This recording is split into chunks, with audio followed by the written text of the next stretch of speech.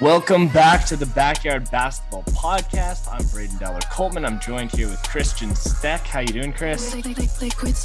Good. I'm doing good, man. It's been a while. It's been a hot minute since we've been able to record an episode here, but we are very excited to be back, and we are going to be diving into some very exciting basketball news. We've got about 11 games, I think it's 12 11 games or 12 games in the NBA season. We've got some busted brackets to talk about in the NCAA March Madness tournament.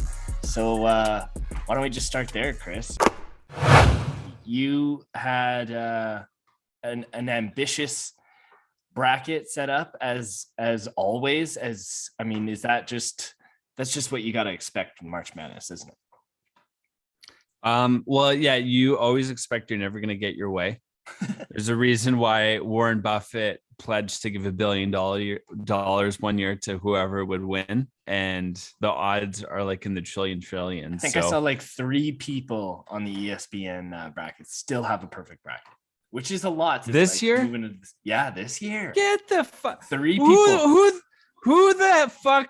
Well, wait a minute. Who the fuck picked St. Peter's to win not only against Kentucky, but then also win against 7th-seeded Murray State? Oh, wow. What are you fucking telling me, dude? This bullshit. Nobody has a perfect bracket.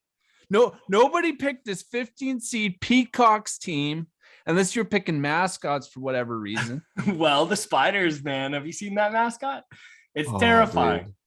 It's terrifying. He doesn't need teeth. Don't give him human teeth.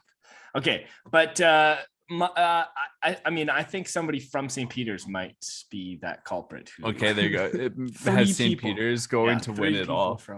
Who did you have winning it all? Man. Well, that's the exact team. I had Kentucky winning it all, man. Kentucky winning it all? My first day already was fucked, and then it was followed up by the third day. First day of the second round, Tennessee loses, and that was the other team I had in the final. So then I'm doubly fucked. I like this bracket. It's just bad, dude. It's filled with red. It's filled with dread. There was almost an upset with Arizona, even last night against that TCU team, which, I really wanted just to say this as a plug. Whoever hasn't checked out yet on the Arizona Cats or whatever they're called, Benedict Mathurin from Montreal, crazy fucking player, blew my mind. Whoever gets him in the draft in this upcoming year, watch out. I'm just saying that now. Well, that's just it. There's always a lot of really exciting new talent that you go into the March Madness kind of going, okay, well, we got to watch out for Paul Banchero out of Duke, and you got to watch out for Shaedon Sharpe out of Kentucky, and Chet Holmgren. A big prospect. But then you got guys like this who you're talking about, who they just kind of show up out of the tournament. Like, I'm thinking Kemba Walker, man. He wasn't projected to be that high of a prospect, and then you hit the tournament. You get some Cinderella stories going, some upsets going, some momentum in the favor there, and now you're starting to see some really exciting new talent that we're going to see in the upcoming draft. I think that Kemba Walker thing, wasn't there like one of their starters, he was playing off the bench, one of the starters got injured or something, and he got that opportunity to get the minutes. I can't quite remember, because I think that was like 20 years ago. It feels like 20 years that ago. Long. It's like a little over a decade. I'd say over a decade. Yeah, we were young 12 years ago. Which is a while, so I can't quite recall the circumstances of that happening. But that Connecticut team was unreal.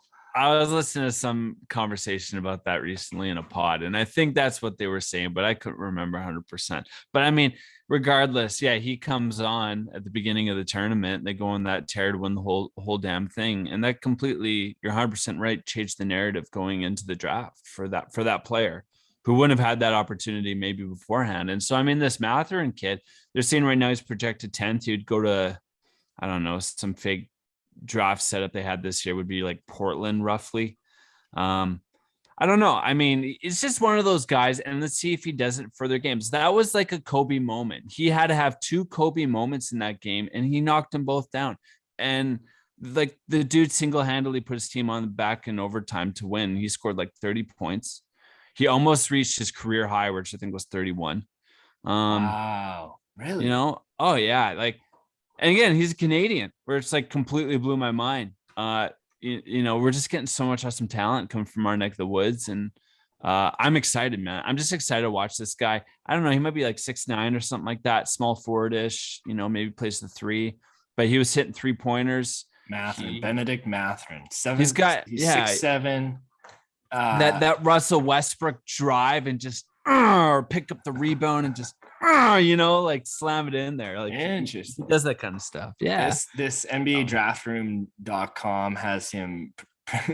This is Where not is he right now? This is, well, they've projected him around 13. Okay. So I could see that rising depending on how Arizona continues throughout the tournament, but he's got like the most unflattering comparison. Get this. What's his oh god, what's his comparison? Quinton Richardson. Like, what the hell? This is not the all-time slammer you're talking about here. You're comparing him to like LeBron, and they've got him as Russell Westbrook pre Lakers. I should just preface. Nice. That's good. That's we'll important. get to that later. Jeez. Okay, wait. I'm looking this up right now. Quinton Richardson. You don't even know who this guy is. That's my point. I do not remember. I think he played for the Celtics. He might have even played for the Raptors. He was drafted in 2000, first round, 18th pick. He played for the Knicks. He played for the Magic. He started his career on the Clippers. I've got an updated NBA draft.net has him updated as of right at the beginning of the tournament starting. They've got him projected, and we're talking Benedict Mathurin, projected 6th. Wow. So this is one of those guys that people are. I think he'll solidify himself closer as this goes on. But we've already seen, what Duke has in their prospects, what Gonzaga has. It's unfortunate that we saw Auburn lose because Jabari Smith is a huge talent. You know what I always heard in that game, and it totally happened in that game. If Auburn was going to lose, this was when I was pre-making my picks. If Auburn was going to lose, it was going to be because of the flipping guards. Because the guards, just for whatever reason, they think in their mind they got to take the game over, even though they've got Parker right there.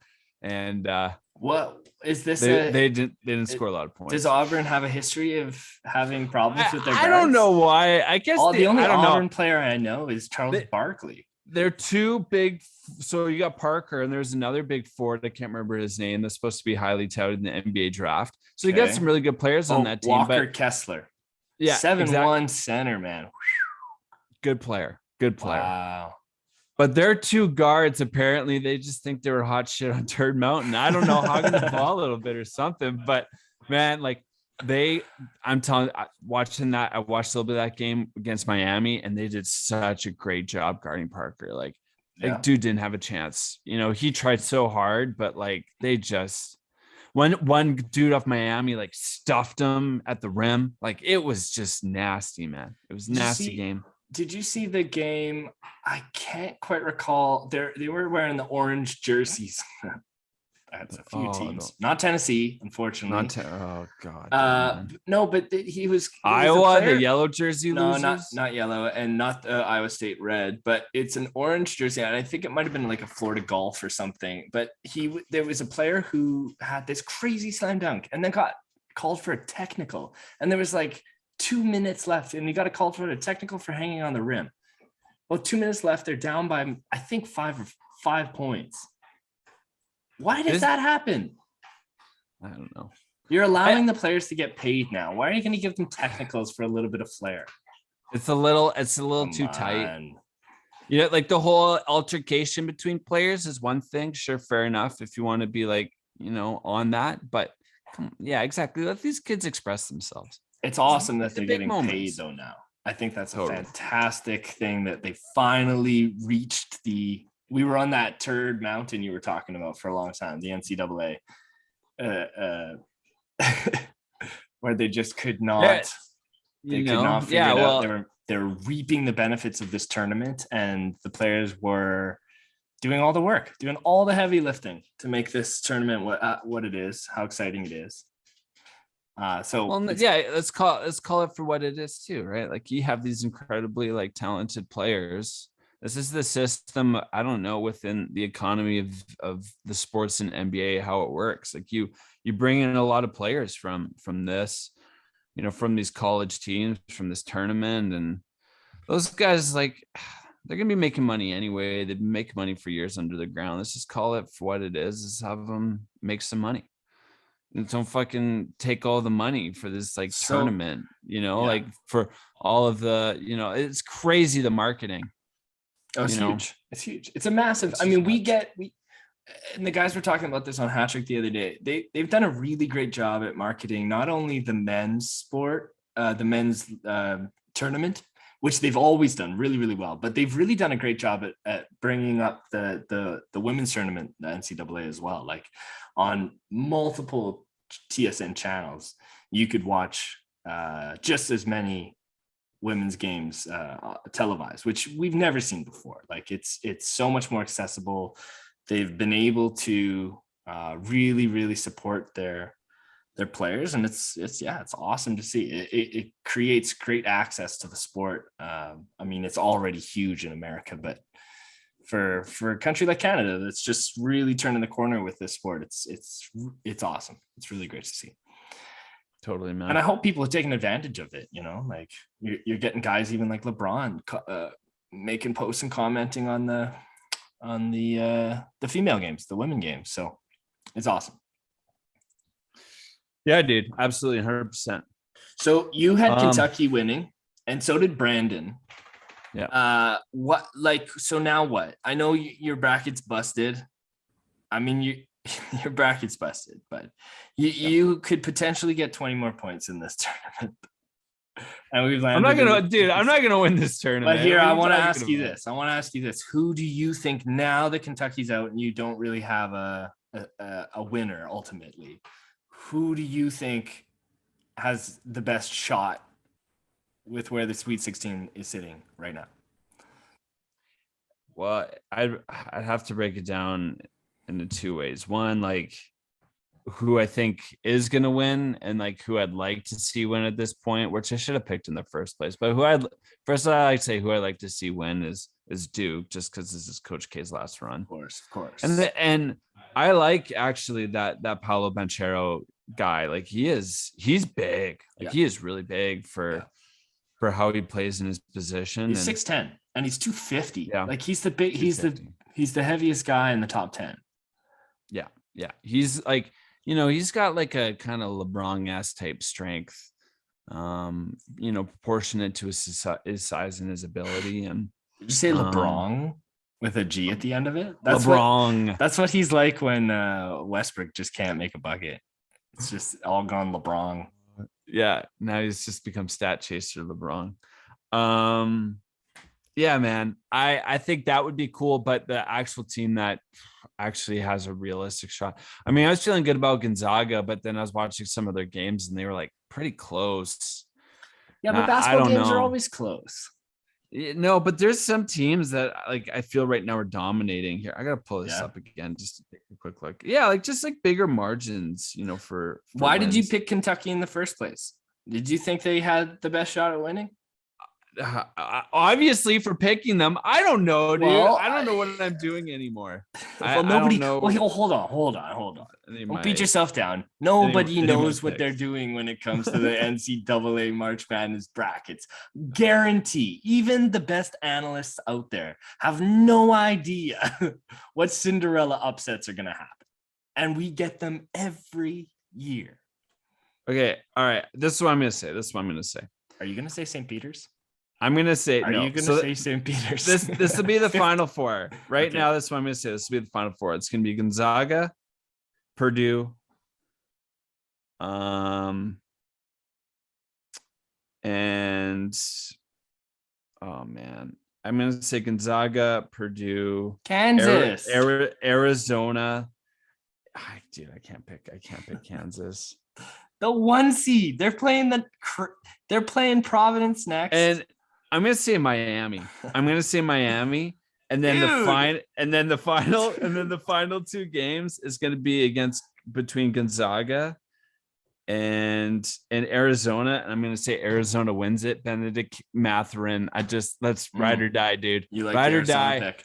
I think, I don't know, that kind of resolved in that game that they had against TCU that pushed them to the limit. Maybe that's a turning point for them. So, but Jaden Ivey off Purdue, I think is really good. Chet Holmgren, Gonzaga, of course.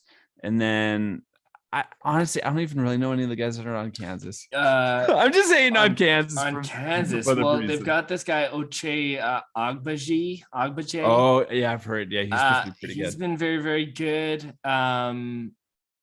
What I like about Kansas at the moment is their toughest competition right now is their next game. And it's the 4 seed Providence, because Providence beat out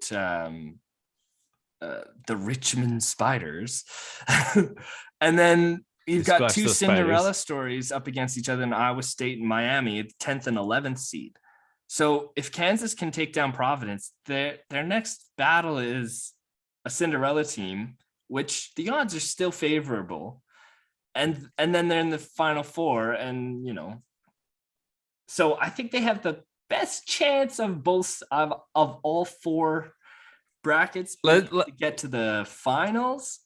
Let's just preface to the audiences out there that Braden has picked Gonzaga and Kansas in the final game. So this is still lining up well for you. It's lining up very well. I had a very hot start. Just like you, I really did not know what the shit I was doing, but I picked some teams I liked. I was perfect in the round of 32 in the South Division. And then all hell broke loose once Michigan took out Tennessee, which good for them. Really, really good for them. I thought this Tennessee team was much better. They didn't lose by law. They had a bit of a swing there that didn't go in their favor. And I mean, Juwan Howard's a really good. He's proven to be a really, really good coach in the college level. They're really lucky that they got him back after he went balls to the wall, face clawing a man, with fists swinging. But putting maybe my that's hand just over enough. your face. Maybe that was all by design to get that Michigan team, that Michigan Wolverines team, coming out under their butt, guns a-blazing in this tournament. Oh my god! Who knows? I mean, yeah, totally right. That could be the ultimate Cinderella story. That's definitely surprised me. I'm happy for him. Yeah, I do still think Gonzaga's. This is the year they're gonna win it. Yeah, that dude, that Chet Holmgren guy. I mean, I like him. Well, like, okay, last point here. We'll talk about March Madness, and this will be a good segue that we'll get into the NBA. So Chet Holmgren. Overall, the consensus I feel, I mean, it's probably between him and Jabari Parker for being the first overall pick. If this Chet is, say, the quintessential first overall pick, like the potential of this kind of guy has. I mean, he's thin. Obviously, he needs to fill out, get some strength or whatnot.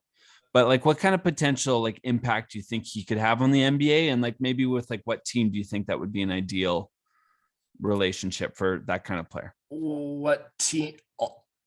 Of the teams that are going to be in that lottery, that are going to have the chance. So right now here, I'll let you know. So there are 4 teams that are eliminated already. They're out of playoff contention. Those 4 teams, in order from the highest chance to lowest chance, is the Houston Rockets, probably at number 1, Orlando Magic, Detroit Pistons, and the Indiana Pacers. Oklahoma City Thunder you could throw in there as well too. So one of those 5 teams. Well, there's a couple teams I think would be exciting to have him on. If the Blazers could manage to fall that far, and they will have a chance now that Damian Lillard will be out for the entire season, the rest of the entire season. That would be really exciting. Mainly because I'm a massive Lillard fan and I want to see him have success with the team that he desires to be with. That said, I think that one of the better fits for this, for Chet Holmgren would be with OKC. Like if they could fall to that spot, knowing that they have so many more first, and really to design that structure around this. he's an anomaly. He's 7'6". He's what what they were saying about Kristaps Porzingis and the unicorn. This player that can do it all and is above everyone in stature and height. Like it's unreal how much Chet Holmgren can do on the court and be relied to do. He can space the floor. He can clog the lane. He can shoot threes. He can carry the ball. He can dribble. It's really awesome. He's kind of, I think people should think of him like the next generation Dirk Nowitzki. I think he'll do a lot for the league in how big men play moving forward. So, man, I think there's going to be kind of some maturation to do and growing, so maybe even some growing pains of trying to adjust to a bigger, harder league. He's going to have to fill out, I think, still, and you know, Sure. Really take care of his body too. Because if anything, you know, we see a guy like Joel Embiid. He's a very special, unique player, but if he's not healthy, there's just no chance. So all arrows are pointing up for Chet Holmgren. Totally, man. Did you say 7'6"? He's 7 feet. He's 7. His wingspan 7'6". He's 7 feet tall. That's crazy. Can you imagine so if he's crazy? 7'6"? Oh my god. Oh, Yeah. that'd be nuts. Yeah, that'd be crazy. Yeah, that's that kind of wingspan, man. No, and I agree with you. I think OKC with like Shea and Josh Giddey, that's like a scary. They're all right around the same age. That's a scary team you can be building right there. You got Lou Dort as well, good defensive player, and yeah, man, yeah, that's gonna be fun. So, you want to talk? Want to talk some NBA? Yeah, let's do it. Okay, so I got an idea here. I found in my record keeping of papers, our picks that we made at the start of the season. We went through every team in every division, and they gave a projection, Vegas, at the beginning of the year. This is the number we think every team's going to get for wins. And we went over and under. And we kind of made a decision. If we decided to go over or under on something, we obviously made locks respectively too. I can't remember how many locks we made on each side. But I thought, you know, since it's been a while since we talked, you know, basketball and hoops, and there's been so much going on in the NBA, I thought we could just, you know, drill through these. There's only about 11 or 12 games left. So a lot of this isn't going to change. Like maybe some of these could get close if they make it. Okay. But we just drill through these really quick and talk a little bit about some of these teams, maybe some observations you've seen, and let's do it. See how right you were on your picks. I have a weird feeling that you kind of kicked my ass this year on this. So we'll have to keep a record over the years to see who's got bragging rights for these season awards. Okay, so the first thing I got here, we're going to start with the East. All right. And we've got the Atlantic Division. First team I've got on here is the Philadelphia 76ers. Yeah, okay. Mm-hmm. And that was when they didn't sort of have Ben Simmons. That's right. We didn't even know that this was going to play out, that Ben Simmons was going to sit out for the whole season. Yeah. It was kind of maybe some speculation as to what would that look like. That's not possible. Someone would throw away half their salary for a given year, like 18 point something million dollars, just like burn it like Joker. But you know, here we are. So here we are. Vegas predicted that the 76ers would have gotten 51 and a half wins. Right now they're sitting third with 43 wins. And we've only got about, like I said, 11. They've got about 11 games left. So I don't know. Do you think they're going to be able to hit it? What was the number again? So 51 and a half, and they're at 43. I'm going to say no. I'm going to say no because I saw the Raptors stomp on them, and I don't think that they should have been able to do that. There's a lot of things that the Raptors, I didn't think they should have been able to do. Which is fantastic. Really, and this is not a knock to the Raptors. I think that they're they're in a very favorable position as an organization. It's great to see the emergence and the dominance of a rookie like Scotty Barnes. But when you've got Joel Embiid, was somebody not playing that game? When you've got Embiid, you got Harden, and you've got that kind of a structure with the Doc Rivers and Tobias Harris. Yeah, man, I just don't think that the Raptors should have been able to do it. Did you see what Doc said about the Raptors after that game? I think I recollect. He said a lot of positive things about it. He was complimenting Masai on building a team and finding all of the players that are about 6'10" to 7 feet who can dribble and shoot. It's great. It's like, that's yeah. I mean, if you're a basketball defend team, all positions. Don't you want that? Don't you want that? It's amazing. It's totally amazing. So you picked over on this. You thought that the 76ers were going to win more than 51 and a half games. Yeah, I did. I thought they'd get a return on Ben Simmons much sooner than they did. And if they had, I probably still would have believed they'd be over. The one Philly question I got for you before we move on here. By the way, I picked under. I'm feeling pretty confident that I'm going to hit my under on this. Mm-hmm. But the one question I did want to ask you is something interesting to note. I don't know if you watched the highlights of that game.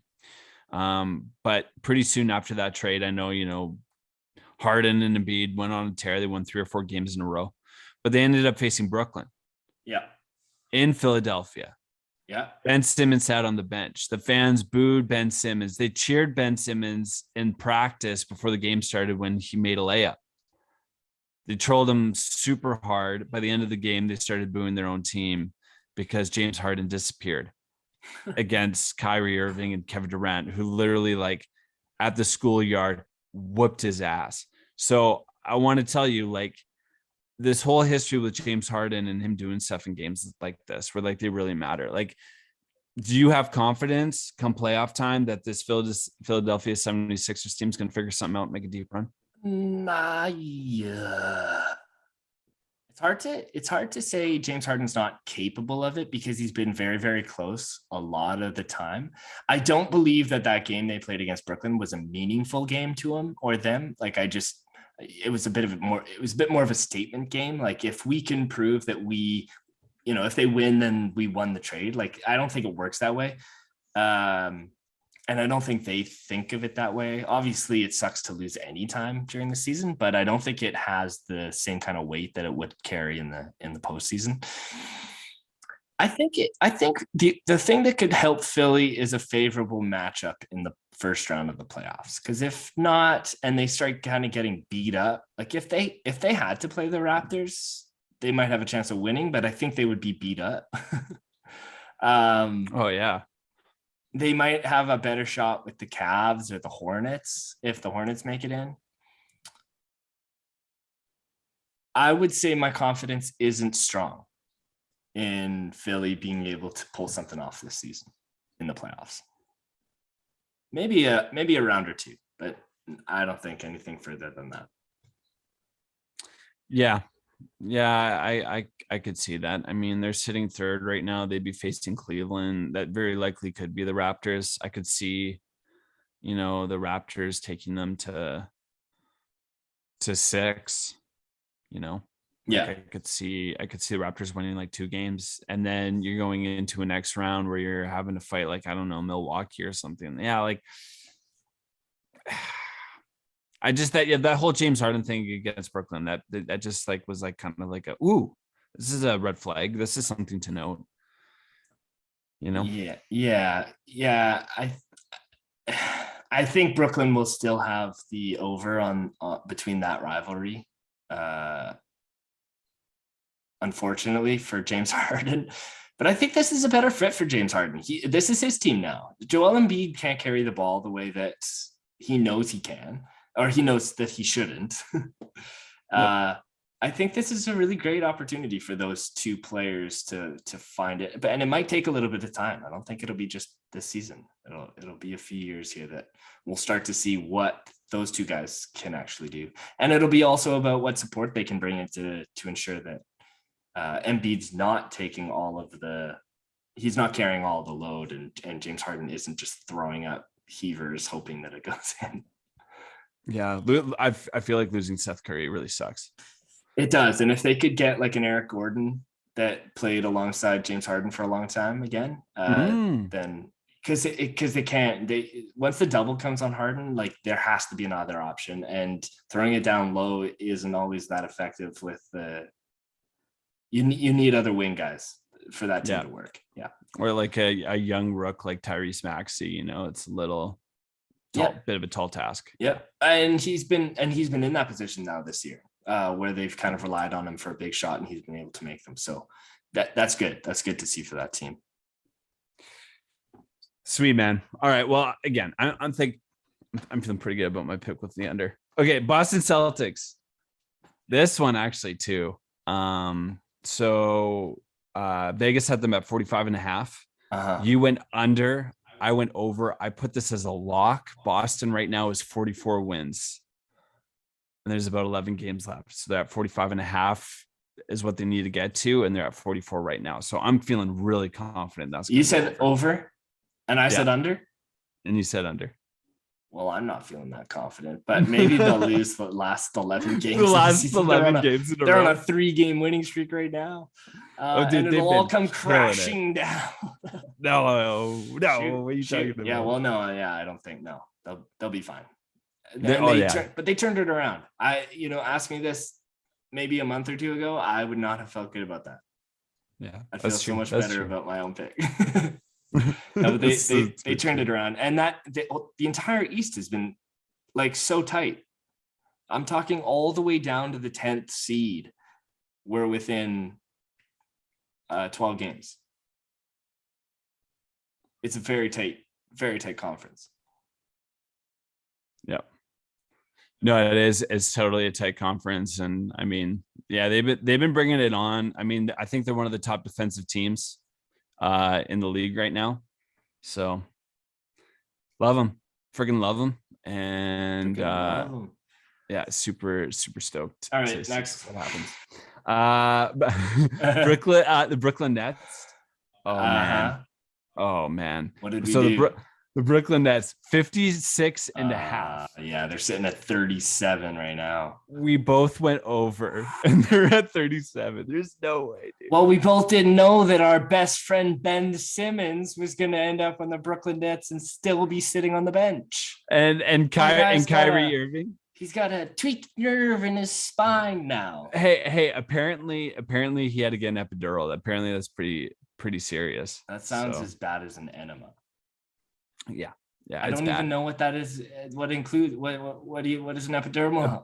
Apparently, all I know is that when you have actually serious back pain, that this is some common procedure that they do. So okay, so it's common. Yeah, but it's it's serious. So, anyways, well, anything with the spine would be serious, right? True. Which sucks. He's a basketball player. He's got a spine problem, and you traded him. Hey, it could come around. Yeah. And it could be the best thing. Yeah, it could be. But they're Kyrie 37th and in the 8th seed right now. They could miss the playoffs, man. Kyrie's only played, I think, like 19 games this season. Wow. So like he drops like what, like I don't know, back to back or like in close games, like 2 like 50-point performances or something like that. Or it was like a 50 and a 60. I can't remember. Well, that's an interesting statistic to look at. Do you remember all of this talk about, well, we know it all too well with Kawhi, load management. Yeah.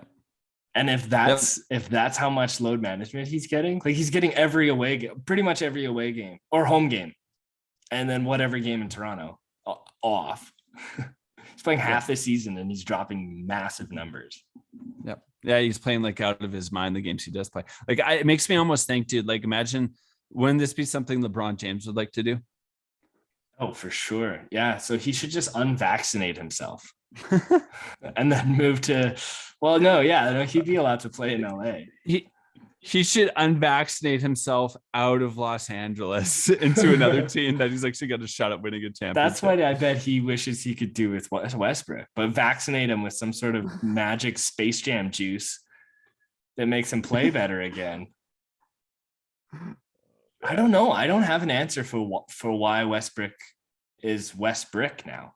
I don't we'll get to that when we get to the Lakers here, man. We can fucking go into that. But I mean, yeah, with Brooklyn, I don't know what else to say. I think even as an 8 seed, they're still like probably like the scariest team if everything comes together. I mean, again, we only got 11, 12 games. We haven't seen Ben Simmons play, but I mean, who knows?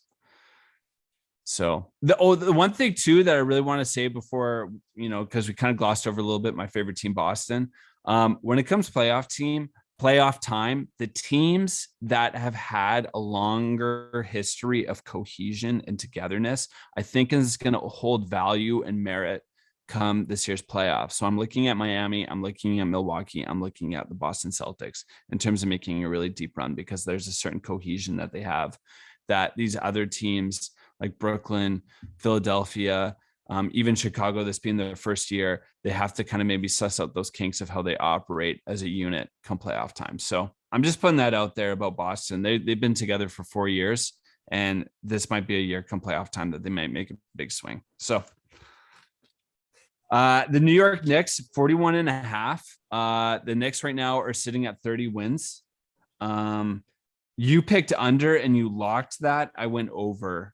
I think you got, there's actually no possible way that they could, unless they have 12 games left, they would have to win all 12 games.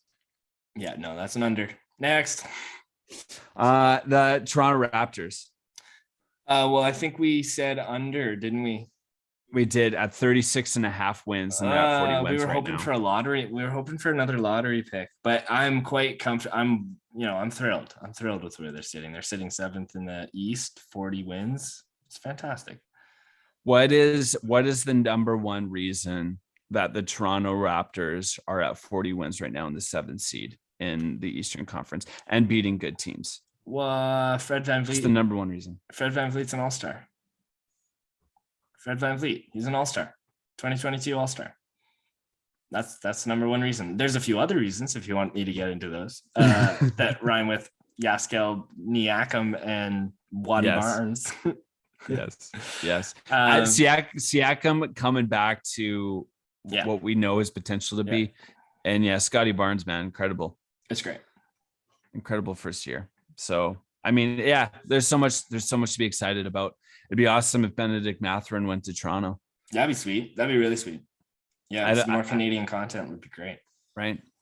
That'd be wicked. Okay.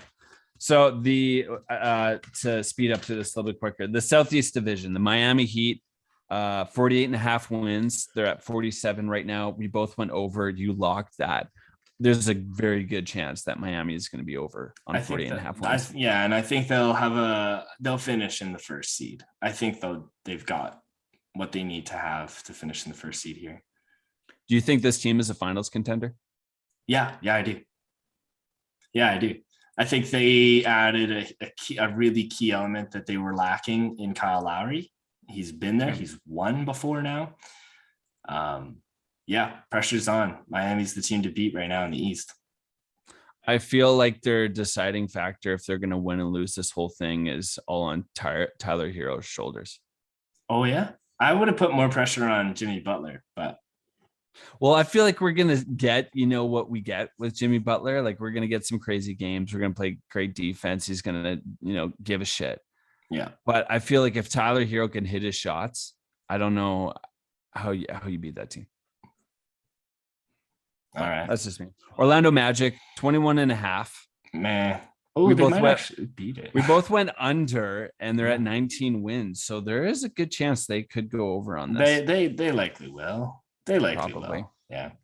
There's some potential there. Seeing maybe Oscar Isaac come back next year, something like that. Then we could really maybe start to look at this team more seriously with another good pick. No, I definitely disagree. I don't think we're going to see the Magic do much for a while. Okay. Unless it's Chet Holmgren. I'll just say that.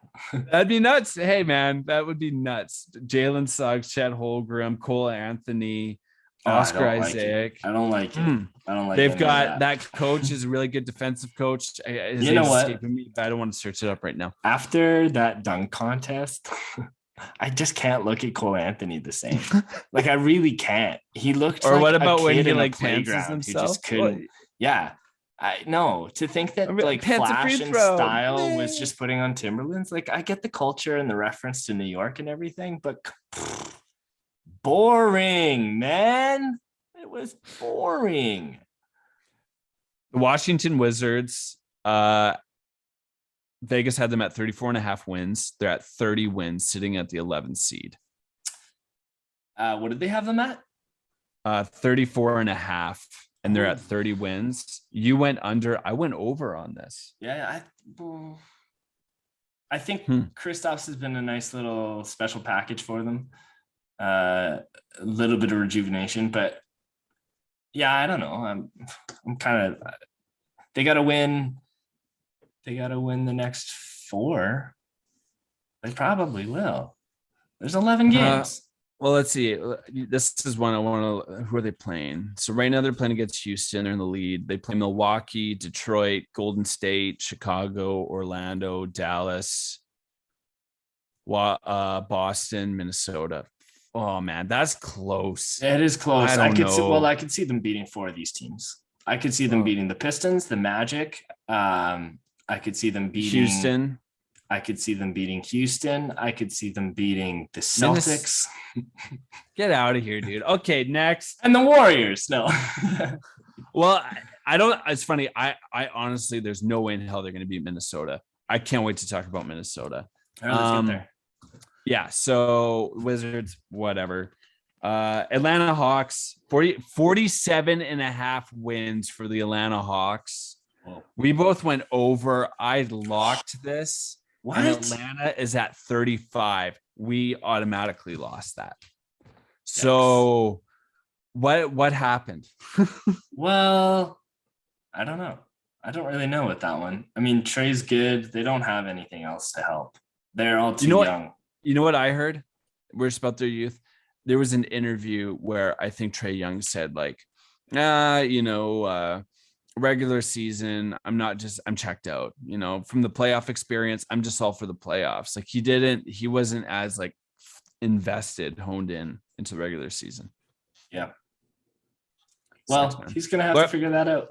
growing pains. That around. So, yeah. But you know what? They'll turn it around. Atlanta's a good team. There's potential there. You know what, man? If this Atlanta team starts to continue in the downward direction, though, that I could see Trey leaving sooner than later.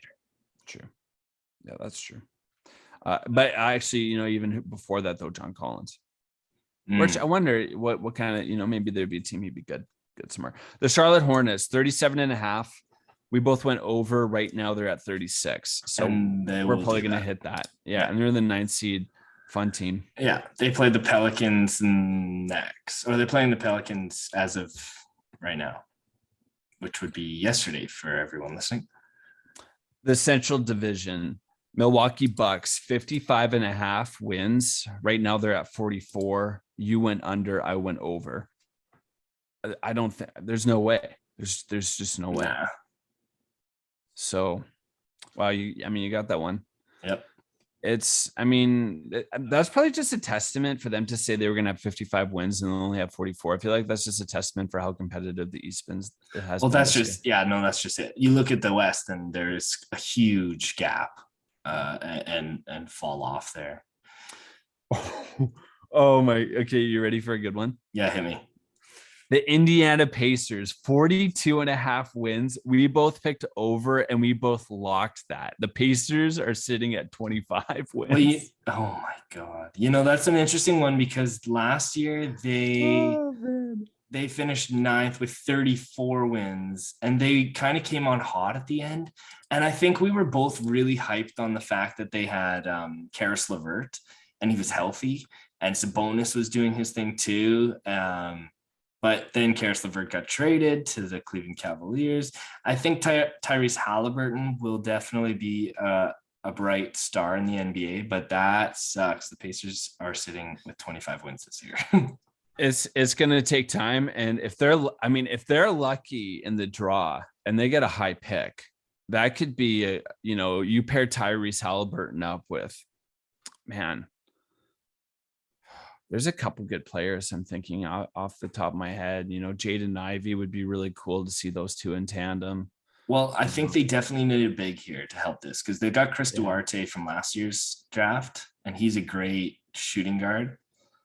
They definitely need one of those big guys. If they could get maybe Jabari, that'd be sick. Yeah, I feel like he's going to probably go second, but yeah, it'd be sick. The Detroit Pistons, 25.5 wins. They're sitting at 19. We both went under. I'm feeling pretty confident that's probably going to stay under. Yeah.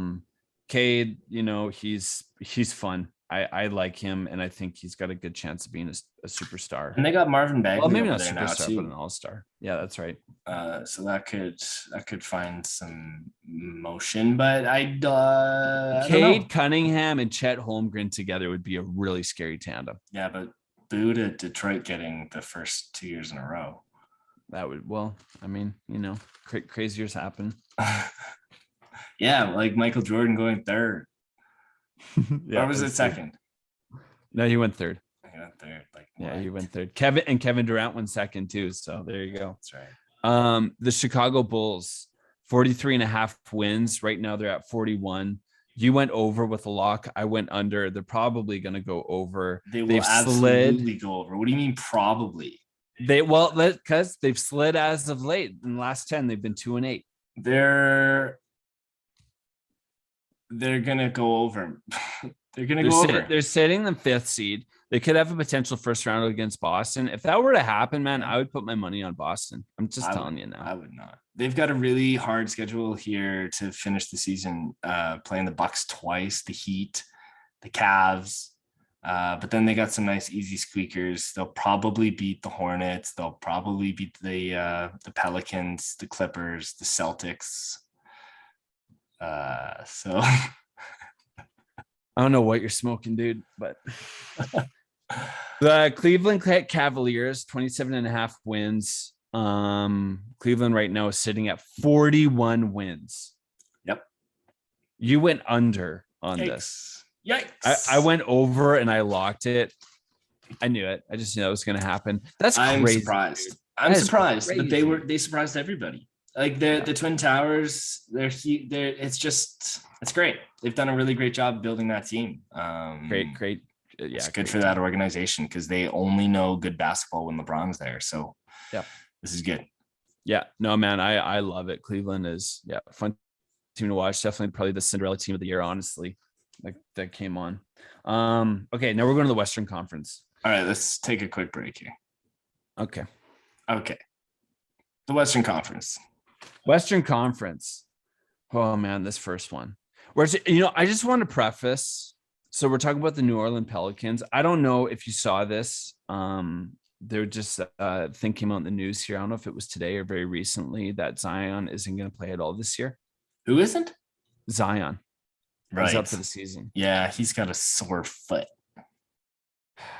Man, I feel so bad for that guy. Yeah, I do too, but we got to focus elsewhere. You got to focus on what we have right now. And True. The West is a scary conference full of amazing basketball players. Except for Russell Westbrook. 38.5 wins for the New Orleans Pelicans. Right now they're sitting at 30. We both went under. We both locked that. I'm feeling pretty confident that we're hitting that. CJ McCollum's on there. Interesting. If Zion can get his shit together, you got Brandon Ingram. I don't know why you got rid of Lonzo. This team maybe has some potential. It's like a puncher's chance. I don't know what else to say. Yeah. Under. Memphis Grizzlies, 41.5. We both went over. I wish I would have locked this. They're sitting at 49. Holy shit. Ja Morant. I'm done. Is he the MVP this year? He's probably, you're probably looking at Jokic and some of the bigs and Giannis and Embiid. They're all playing really well, but under those three main guys, I would probably put Ja right there. He's most improved. This guy's coming on. He's going to be a superstar. He's probably going to be the number one guy in the league at some point here soon. He's fucking insane, man. As long as he doesn't injure himself, the guy just also so a number good. 2 draft pick.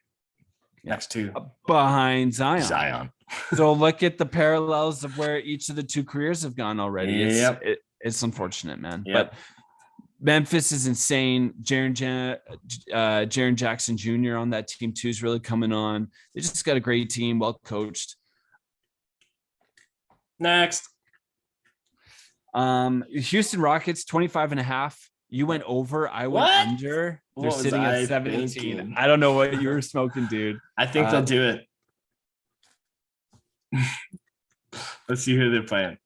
They're losing right now to Washington. They played Dallas. They're going to lose to Dallas. Yeah. They played Portland twice. They'll win that. They'll win both of those. Probably. The Spurs, I think they'll lose to that. They play the Sacramento twice. They'll win one of those. And then they finish Minnesota and Brooklyn. So even if they and Toronto and Atlanta. 4 games. They'll do it. There's no way. There's no way. They want to go for the first overall pick. This team wants to go for the first overall pick. They want Chet Holmgren next with Jalen Green. I don't know. The San Antonio Spurs 29.5. You went under. I went over. They're sitting at 28. Ooh, why did they have to be so good here at the end? This is all because of DeJounte Murray. They beat. When you say, yeah, I would say that. And Greg Pop. You can't set him aside yet.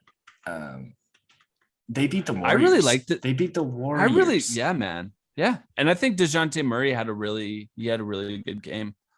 They'll likely win. That pick. What was that, over? Over. I guess he only had 19 points. And DeJounte Murray's a defender. He's a really, really good defender. Man, I like that team.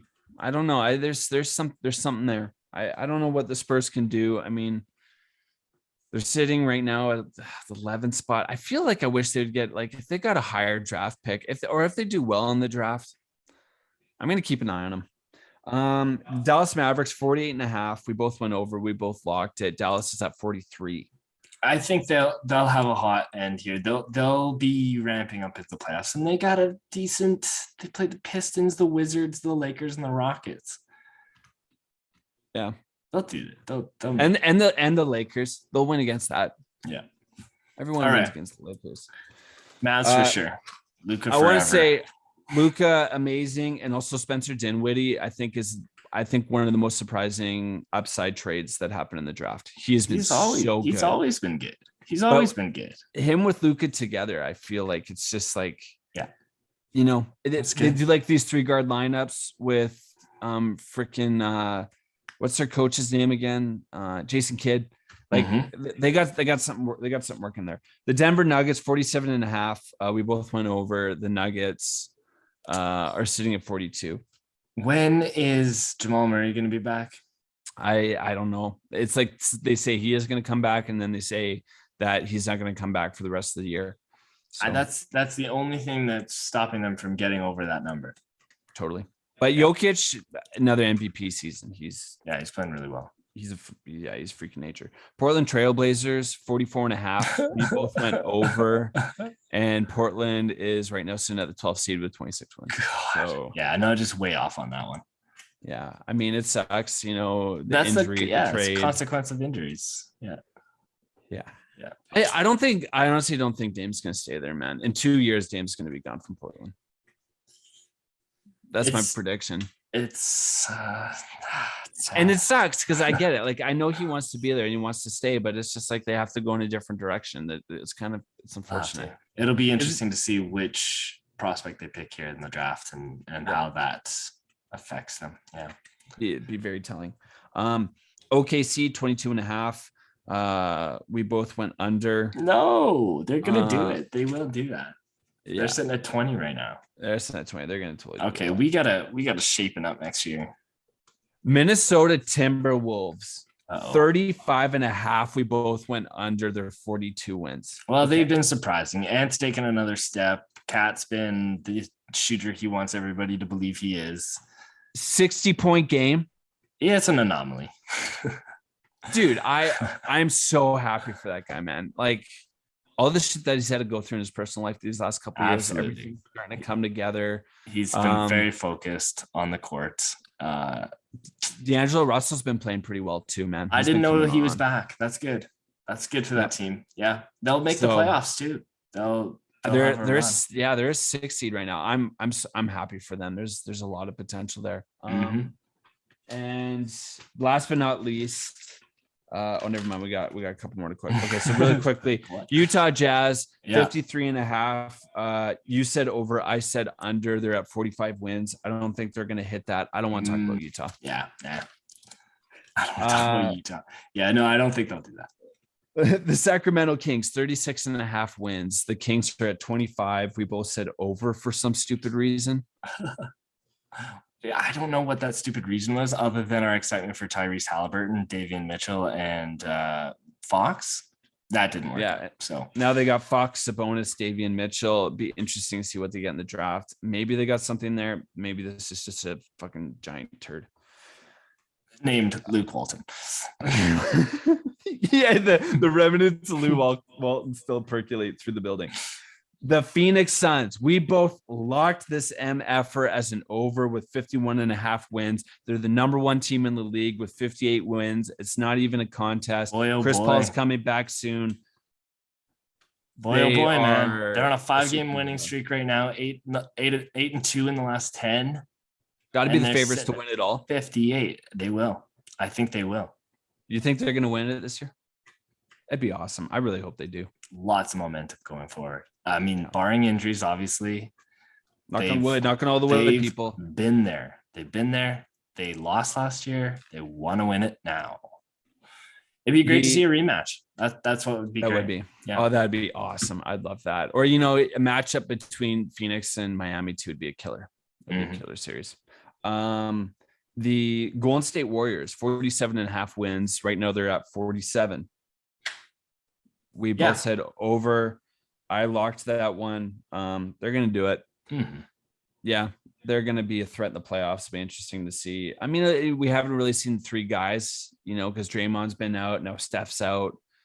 When they're all playing, it'll be interesting. Yeah, but the rookies are holding it all down. So yeah, man. Kuminga's awesome. Let's keep it going. Yeah, totally. It's so good. Clippers 45.5. We both said under. The Clippers are at 36. Yeah, they are under. Yeah. Kawhi's been playing in 5-on-5 skirmishes. Oh, that's nice. That's good. Do you think he can make the playoffs? Think he's gonna? Do you think? Yeah. And Paul George. Do you think that? Wow, wouldn't that be crazy? Wow, that would be crazy. If they could make it back to the playoffs, then you kind of have to throw that whole record out the window.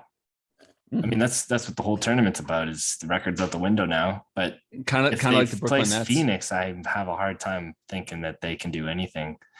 I don't know though. I don't know. It's Kawhi. I can't really doubt him. I can't put that pressure. He's proven doubters wrong before, and I'm forever in his camp. So if he can make it back, that'd be fantastic.